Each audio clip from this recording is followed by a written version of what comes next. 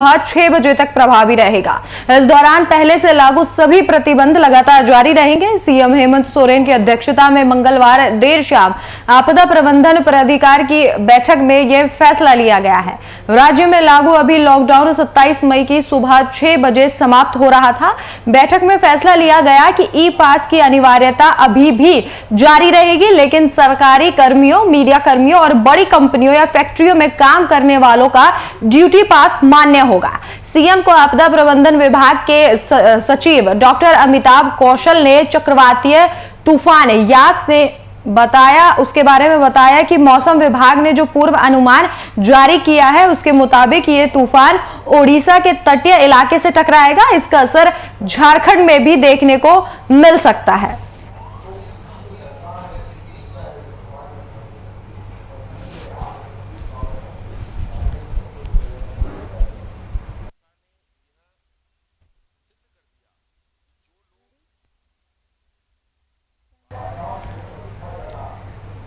तो इसी खबर पर चर्चा करने के लिए बिहार झारखंड के संपादक कुंदन कृतज्ञ जी हमारे साथ लाइव जुड़ चुके हैं।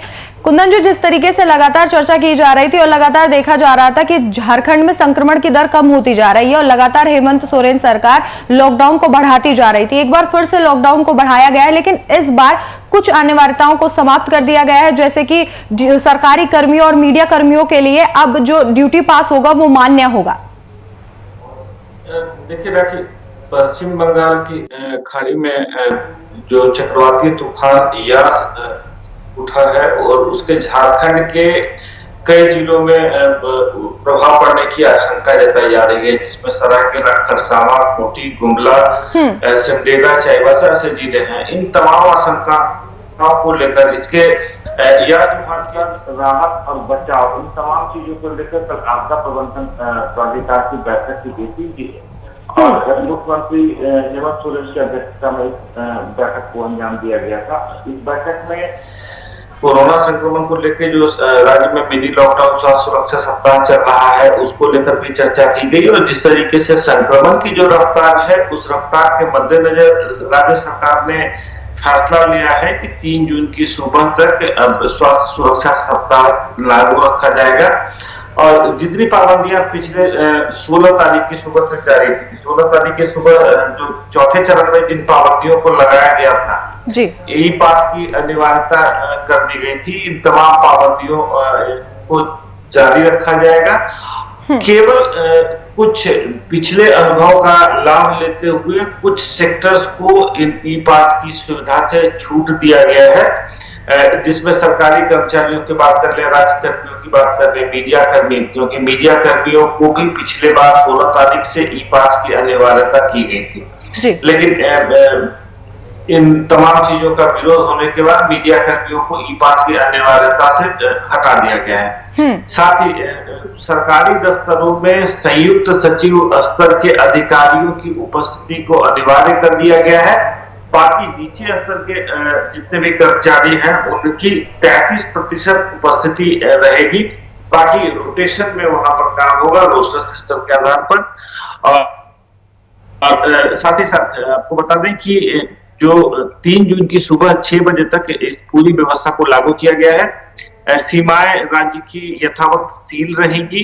इंटर डिस्ट्रिक्ट, अंतर जिला आवागमन भी बाधित रहेगा और अगर ऐसे में किसी को भी आने जाने की जरूरत महसूस होती है तो वह ई पास प्राप्त करके ही आना जाना कर सके। राखी।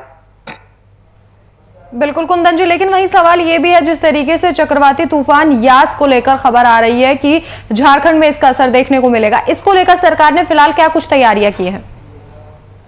देखिए, सरकार ने इसमें 3 स्तरों पर तैयारियां कर रखी हैं।